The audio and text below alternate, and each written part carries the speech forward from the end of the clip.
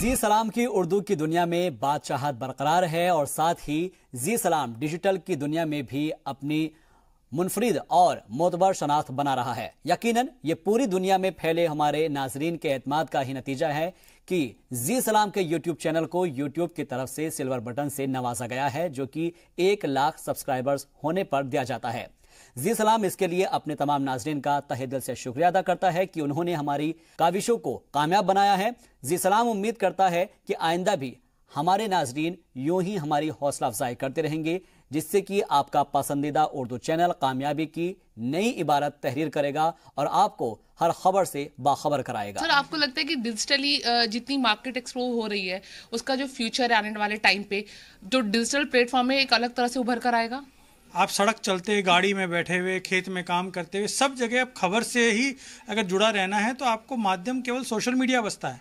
और social media में YouTube सबसे स्ट्रॉन्ग माध्यम है, जहाँ विजुअल भी होता है, जहाँ खबर भी होती है, जहाँ ऑडियो भी अवेलेबल होता है।